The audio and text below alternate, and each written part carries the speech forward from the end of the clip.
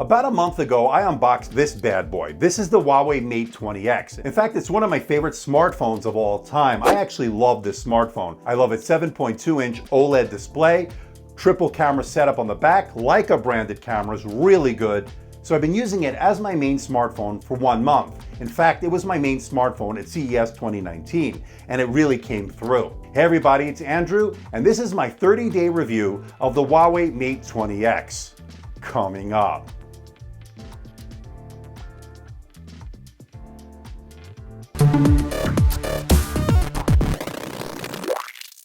Want to see more videos like this? Well, why not hit that subscribe button and make sure you hit that notification icon. This way you'll be alerted every time I post a new video.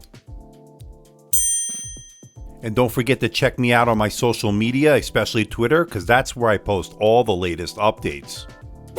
And if you haven't already done so, check out my unboxing and first look video where I go over a tour of the device and go over things I won't cover here in this review. So if you haven't done so, I'll put the link below. Check out my unboxing video. Now, as a disclaimer, I'm not being paid or being sponsored by Huawei. I purchased my unit with my own money from TradingShenzhen.com. I'm not being paid by Trading Shenzhen. I'm not being sponsored by Trading Shenzhen as well. Now, the link below to Trading Shenzhen is my affiliate link, and if you purchase through them, I get a small commission, which certainly helps this channel produce more videos. So I thank you in advance. Now, there are a couple of variants you need to be aware of. There's the Chinese variant with English. It's the EVR AL00. That's the one I got from TradingShenzhen.com. Works fine for me. I have no issues.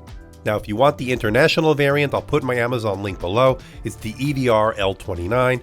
If you want to use Google Pay, this is the one to get because the Chinese variant will not work with Google Pay, just to keep that in mind. Now, the M Pen is $76. I'll put the link below for that as well. Now, before we get to the benchmarks, here's a quick rundown of the specs. You're looking at a 7.2-inch OLED display. It's absolutely gorgeous. We'll talk about that in a little bit. It's also powered by the HiSilicon Kirin 980. That's a flagship processor. It's also got 6 GB of RAM, 128 GB of onboard storage, which is expandable via the Nano memory card slot. It's got a massive 5,000 mAh battery and a triple camera setup on the back like a branded. We'll get to that in just a little bit. Now, there are a couple of things I need to get out of the way. If you're not into the giant smartphones, then this may not be for you. I acknowledge that, but I am in the camp that really likes these large smartphones. I like these large displays, great for consuming media. I just happen to really like them, and I know a lot of you do, judging by the amount of views the unboxing got.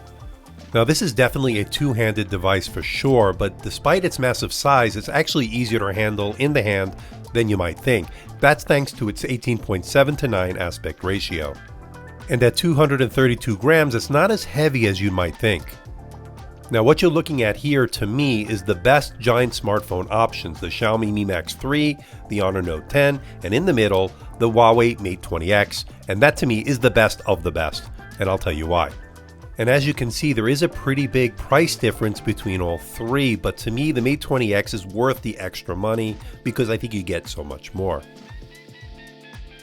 And you're probably getting it for this. It's a 7.2-inch OLED display with a pretty interesting resolution of 2244 by 1080. That's an 18.7:9 aspect ratio, 346 pixels per inch. It's a really nice display. And it's got some really slim bezels with an 87.6% screen-to-body ratio, and that's thanks to its teardrop notch. I like it.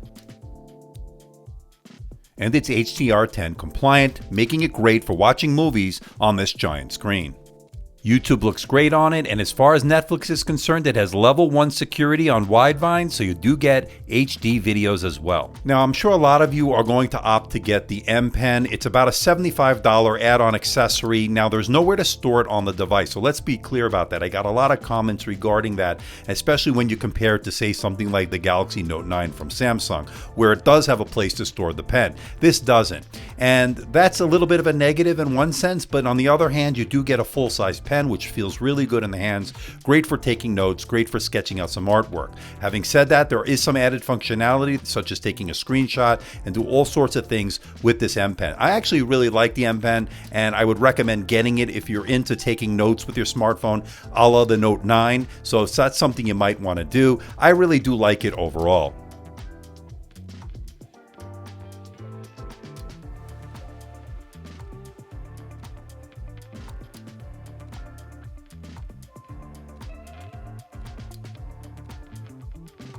Now when it comes to the ports, you won't be disappointed. I'm happy to report a 3.5mm headphone jack and an IR blaster located on the top of the device. Love to see those. And on the bottom is a USB-C port and your second speaker to give you stereo sound. The buttons are metal and the power button has a red accent, which is a really nice touch. Well, by now you're probably wondering, well, how's performance? I can tell you, really good. Check out these Antutu benchmark results. As you can see, it did really well, 300,759, certainly among the category leaders. Take a look at the single core score in the Geekbench 4, as well as the multi-core score, and as you can see, it's a really strong performer. And when it comes to endurance, the Mate 20X is an absolute beast. On my web surfing test, it got over 13 hours. On the movie playback test, it got over 16 hours. And under heavy load, it got a little over 5 hours. All extremely great results. And its awesome screen on time bested both the Honor Note 10 and the Mi Max 3. That's a pretty nice accomplishment in my book. But if you find yourself needing to plug in, well, good news on that front. It comes with a Huawei Supercharge adapter supplied in the box. It will charge your device from 0 to 100% in just under 2 hours. And considering it has a 5,000 mAh battery, that's pretty good. Now, probably a lot of you are wondering, well, how did the rear cameras do? The triple camera setup on the back that are Leica branded, how did they perform over the past 30 days? Long story short, fantastic. Now, the telltale sign for me that these are really good cameras was the fact that I chose this over other smartphones at my disposal to use during CES 2019, to take shots of different products, to take some video. It was a really great all-around performer, and that's the best way I can describe these cameras, the great all-around cameras.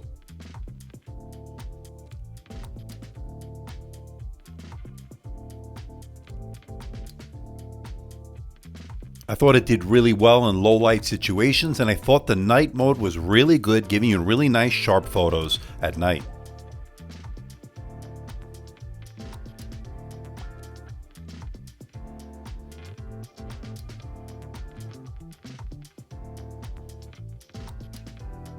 You no longer have a monochrome lens, it's now software based, and I thought the results were actually pretty good, pretty sharp.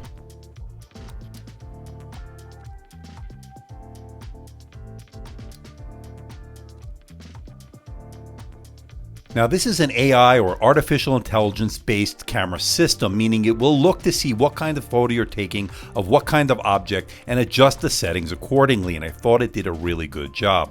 Now I saw other reviewers criticize the video on this. I'm not really sure why. I thought it was very good. The image stabilization to me was spot on. Shoot really well, 4K video, 30 frames per second. Also could do super slow-mo video as you see here. I was actually pretty happy with the video on this. To me, Huawei did a really good job. This is the front-facing camera on the Huawei Mate 20X. Let me know in the comment section below what you think about it.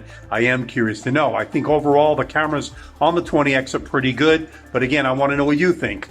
Let me know. Now I love the fact they put a wide-angle lens on the front so you can get a lot in the pictures when it comes to selfies, and I thought that was pretty good. Now the front-facing camera also does face recognition, although it's not 3D face recognition as you'd get with the Mate 20 Pro, but it still worked fast nonetheless. And this also has a fingerprint sensor located on the back, really good placement, worked well, registering my finger pretty much every time I used it. It's actually one of the better ones I've used in a long time. Now I have the midnight blue with a really nice textured back. To me, that is a very elegant, classy looking device, and I'm happy with that color. Now I love the speakers on the Mate 20X, one on the top, one on the bottom, full, rich, mids were good, hint of bass. Let's hear it in action.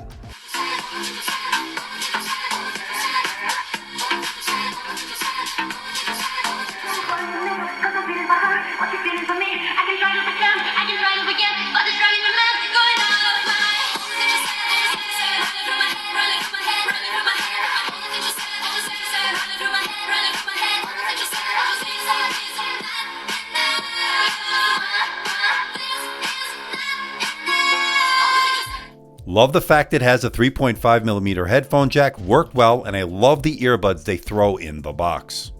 Now, one potential negative, but not a deal breaker in my book, is the fact that it got an IP53 rating, making it dust and splash protection. It's not water resistant, it's not dust resistant as you'd get with an IP68 rating. That's what you'd get with the Mate 20 Pro. Not a deal breaker in my book, but something to keep in mind.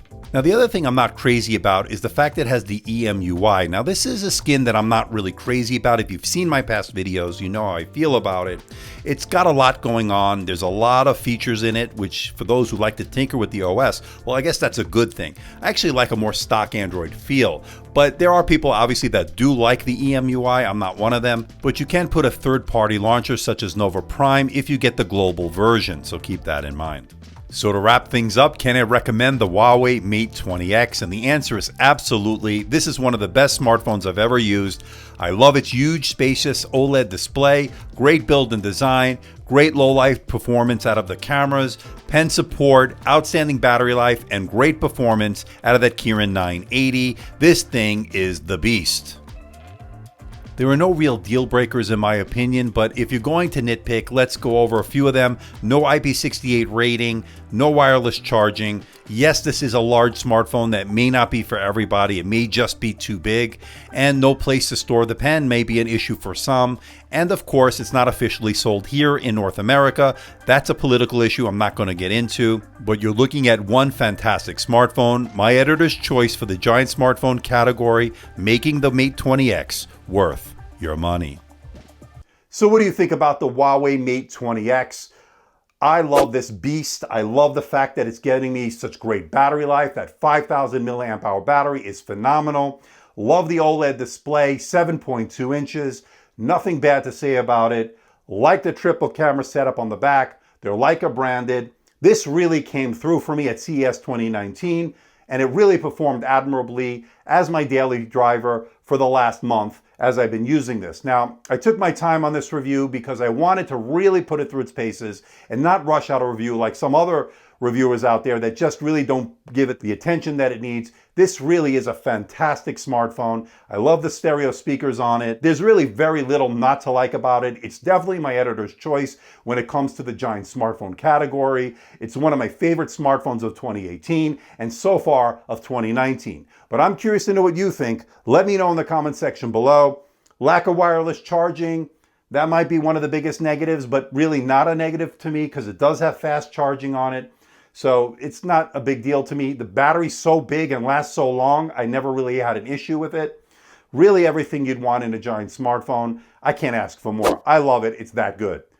So please hit the like button, please subscribe, please share this video. Don't forget to leave a comment in that comment section below. Let me know how I'm doing. Let me know if there's a device or something out there you think I should review. I'll do my best to try to make that happen. Don't forget to check me out on Facebook, on Twitter, Instagram, and of course my website, AMDtechreviews.com.